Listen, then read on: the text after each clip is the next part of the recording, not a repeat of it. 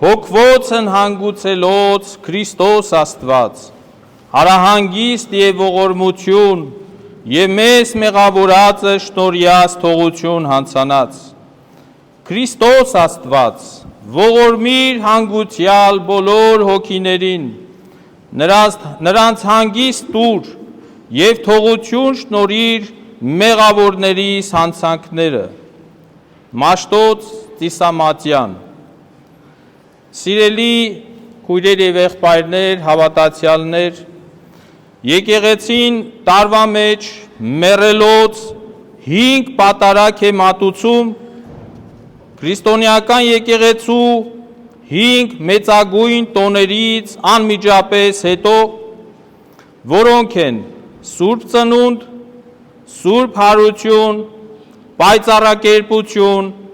Աստվածածնի վերափոխում և խաչվերած։ Այս 5 տաղավար մեծ տոներին հաջորդող օրերին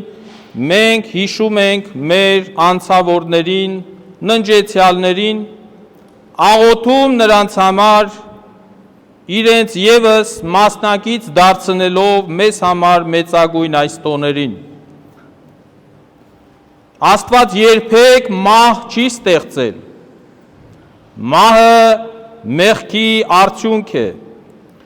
արդյունք անհնազանդության, ինչպես որ Սուրբ Գիրքն է մեզ այդ մասին սովորեցնում։ Բոլոր մարդիկ փախչում են մահվանից, բոլորը վախենում են մահից և ամեն կերպ փորձում են խուսափել մահվանից։ Մարդիկ դարեր շարունակ մտածել են, այսօր էլ մտածում են, կյանքը երկարացնող, անգամ անմահություն պարգևող դեղամիջոցներ հայտնագործեն, բայց ապարդյուն, դա անհնար է։ Տարօրինակ է, բայց մեր կյանքում միակ իրական անհերքելի փաստը այն է, որ մահը կա, որ բոլորս էլ մի օր հավերժանալու ենք։ Երբ երեխան ծնվում է, չգիտենք ինչ է լինելու նրա ապագան։ Միակ իրողությունը բոլոր ծնվածների համար այն է, որ բոլորս էլ մահկանացու ենք և մահը անխուսափելի է։ Սիրելի քրիստոնյաներ, սիրելի հավատացյալներ, սակայն մահը սարսափելի չէ քրիստոնյաների համար, քանի որ մեր Տեր Հիսուս Քրիստոս ինքը իր մահվամբ մահին հաղթեց, ինչպես շարականի մեջ է ասվում, մահվամբ ըստ մահ կոխյաց և հարության բնյուրով մեզ ըսկյանս պարգևյաց։ Քրիստոս իր մահով մահը խափանեց և իր հարությունով մեզ անմահություն պարգևեց։ Մեկ մարդով, Ադամով, մահը մտավ աշխարհ, իսկ երկրորդ Ադամով, Քրիստոսով անմահությունը։ Իրականում ճշմարտությունն այն է, որ մահը ընդհանրապես գոյություն չունի։ Չէ՞ որ ըստ առաքյալի խոսքի մենք բոլորս հարություն ենք առնելու։ Այսօրվա մեռելոց հիշատակության օրերին մենք հոգեհանգիստ ենք կատարում և խնդրում Տիրոջից, որ նա բոլոր ննջեցյալների հոգիներին հանգստություն պարգևի և ողորմություն անի, իսկ մեզ մեղավորներիս մեղքերի հանցանքների թողություն շնորհի։ Բողոքական աղանդավորները հայ եկեղեցուն և հայ եկեղեցու այս հակառակորդները այս հարցում դեմ են խոսում մեզ, թե մենք առաքելական եկեղեցին Սուրբ Գրքում մեռյալների համար աղոթելու որևէ հրահանգ և կանոն չունենք։ Ուրեմն ինչպես կարող ենք աղոթել նրանց համար, մանավանդ որ նրանք այլևս որևէ հնարավորություն չունեն իրենց մեղքերը քավելու։ Առաջին հայացքից իրականության մեջ նրանք կարծես թե իրավացի են, բայց իրականում Սուրբ գրքում չկա նման հրահանգ, սակայն նույն կերպ Սուրբ գրքում չկա նաև Սուրբ երրորդության մասին, բայց մենք գիտենք, որ այն իրական է և կա հենց որպես Սուրբ երրորդություն։ Խնդիրը այն է, որ աղանդավորները Աստվածաշնչի կանոնը կազմող գրքերում, իրենց ձեռքի Սուրբ գրքերում չունեն Մակաբայեցիների երկրորդ գիրքը, չունեն Բարուքի գիրքը, չունեն Սիրաքի գիրքը, որոնցում հստակ վկայություններ կան ննջեցյալների համար աղոթք անելու վերաբերյալ։ Աստվածաշնչի երկրորդ Մակաբայեցիների գրքում պատմվում է, թե ինչպես պատերազմից հետո Հուդա Մակաբայեցին գնում է իր զինակիցների մարմինները տեսնելու և նրանց զգեստների մեջ հայտնաբերում է սնոտիապաշտական տարբեր իրեր և առարկաներ, որոնց համար նա շատ է տխրում և կոչ է անում բոլորին աղոթելու նրանց համար։ Իսկ եթե պատերազմում ընկածների հարության ակնկալությունը չունենար, զուր կլիներ մեռելների համար աղոթք մատուցանել։ Նույն կերպ, երբ Պողոս առաքյալը աղոթում է իր մտերիմներից Օնեսիմոսի և նրա ընտանիքի համար, այն ժամանակ, երբ Օնեսիմոսը արդեն վաղուց վախճանվել էր։ Երբ Պողոսը ասում է, որ թող Աստված ողորմած լինի Օնեսիմոսի ընտանիքին, տատերը, որ նրա ողորմություն գտնի Տիրոջ արքայության մեջ։ Այս կերպ Սողոմոնը հիշատակում է իր հայր Դավիթին, Դավիթը վաղուց էր մահացել։ Եթե մեր պատկերացումները եկեղեցու օրենքների մասին հիմնովին լինեին, ապա որևէ խնդիր չի առաջանա մահացածների համար աղոթելու հարցում։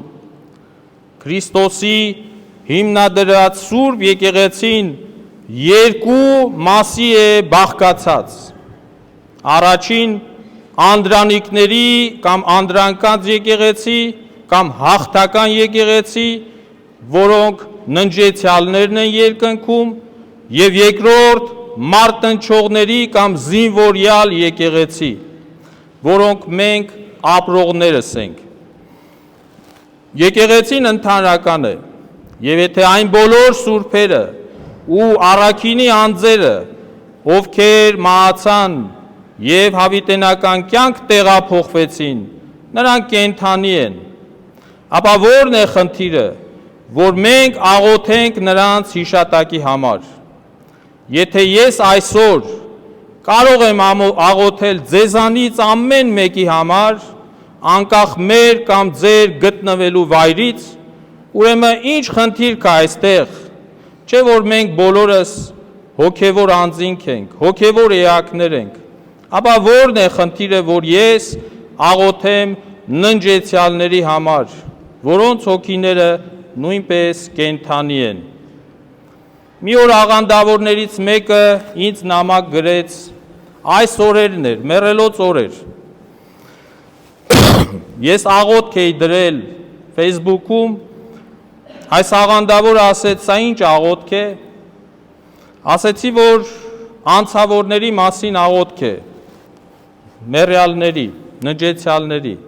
Ինքը ասեց, ցույց տուր Սուրբ գրքի մեջ, որ այդպիսի հրահանգ կա։ Ես ասեցի, եղբայր, բազում օրինակներ ուղարկեցի իրեն, ինքը ինձ հետ համաձայն չեղավ և վերջում մնում էր ինձ մի բան ասել, քո անցավորները քեզ համար մեռած են, թե կենդանի։ Ասեցի, իհարկե մեռած են։ Ասեցի, եթե քո անցավորները, քո պապերը, տատերը, եթե մեռած են իմ անցավորները ինձ համար, սուրբերը երկնքի արքայության մեջ են, մեր հարազատները սպասում են Քրիստոսի գալստյան և ինձ համար իմ ննջեցյալը միշտ է կենդանի։ Սիրելիներ, այսօր պիտի աղոթենք ննջեցյալների համար,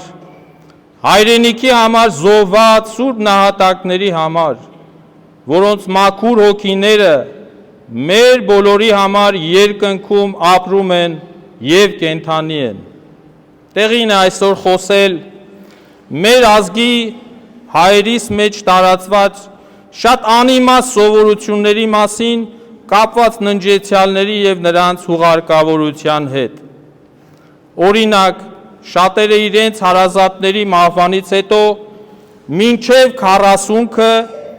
ամեն շաբաթ հավաքվում և գնում են գերեզմանոց և վերադառնում են ննջեցյալի տուն հոգեհացի, որը շատ դեպքերում խնջույքից ոչնչով չի տարբերվում։ Տեսնում ենք, որ շատերը տարածած են իրենց հարազատների թանկարժեք շիրմաքար և մահարձան կառուցելու հոգսով, այն էլ պարտքով վերցրած դրամով, որը ընդունելի չէ, այնինչ այս ամենը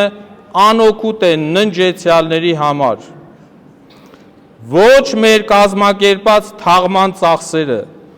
ոչ ուտել խմելը, ոչ մահարձանների թանկարժեքությունը բացարձակ օգտակար չեն այն մարդուն, որը այլևս մեզ հետ չէ։ Միակ լավությունը յուրաքանչյուր ննջեցյալի համար, որ կարող ենք անել մենք, ողջերս աղոթքն է։ Եթե մեր ննջեցյալները այսօր մեզ հետ խոսեին, մեզ կասեին, աղոթեք մեզ համար։ Մեր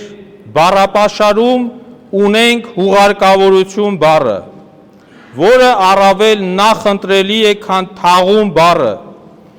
քանի որ երբ գրափարում կարդում ենք այս բառի մասին հուղարկավորություն, հասկանում ես, թե իրականում որքան խորը և հիմնարար է եղել մեր պապերի քրիստոնեական հավատքը, որ նրանք թաղմանը ասել են հուղարկավորություն։ Այսինքն նրանք այն միտքն են ունեցել, թե ճանապարհ են դնում իրենց հարազատին մեկ ուրիշ աշխարհ և հավատացել են, որ իրենց մերձավորը այնտեղ կենդանի է լինելու։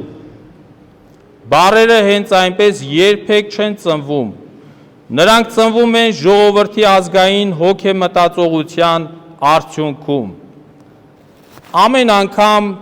մեռելոց հիշատակության այս օրերին,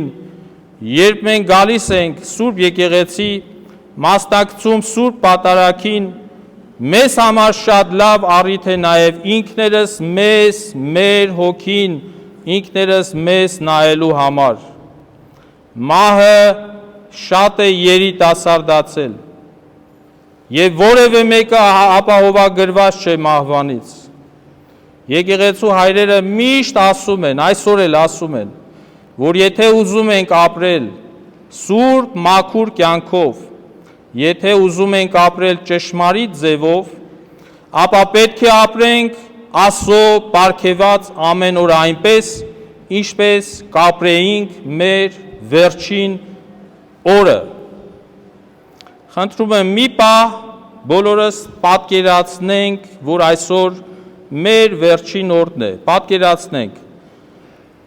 ինչ կանեինք ամեն մեկս, կփորձեինք հաշտվել բոլոր այն մարդկանց հետ, ում հետ որ գժտված ենք եղել,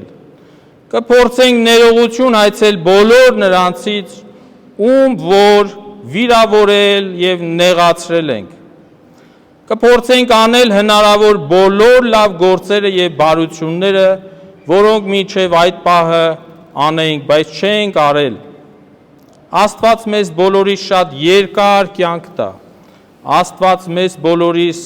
առողջ կյանք պարգևի, իսկ կյանքը ընդամենը Աստծո նվերն է մեզ, իսկ մենք այդ թանկարժեք նվերից, պարգևից իրավունք չունենք անփույթ վարվելու։ Մահվան մասին շատ մտածելը իհարկե մեղք է, որովհետև ինքը արդեն շատ լավ է մտածում մեր մասին։ Թերևս այս նաև պատճառն է, որ եկեղեցին չափազանց իմաստուն կերպով տարվա մեջ ընդամենը 5 մեռելոց հիշատակության օր է սահմանել, որոնց ժամանակ մենք հիշատակում ենք մեր բոլոր ննջեցյալներին։ պետք է ապրել այս կյանքը մեր անձերը Տիրոջ կամքի համաձայն, ինչպես հայրմերի մեջ է ասում, եղիցի կամք քո։ Միայն այս դեպքում է, որ այլևս չենք վախենա մահվանից։ Գիտեք, որ մենք վախենում ենք մահվանից, որովհետև մեղքերով ենք ապրում։ Իսկ եթե մաքուր լինեն մեր հոգիները, մենք երբեք մահվան մասին չենք էլ մտածի եւ վախենա։ Շատերը զանազան պատկերացումներ ունեն մահվան վերաբերյալ, սակայն քրիստոնյայի համար մահը ընդամենը անցում է մարմնավոր, ոչ կատարյալ,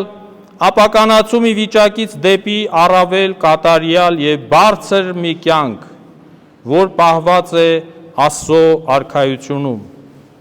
Եվ պատահական չէ, որ եկեղեցու սուրբերից շատերը իրենք իրենց մահվան ժամանակը գիտեին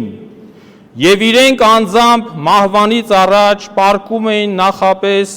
իրենց իսկ պատրաստած տեղում, անկողնում եւ հանգիստ հոգով եւ խաղաղ սրտով սպասում էին վախճանի ժամին։ Սա է քրիստոնեական կատարելությունը։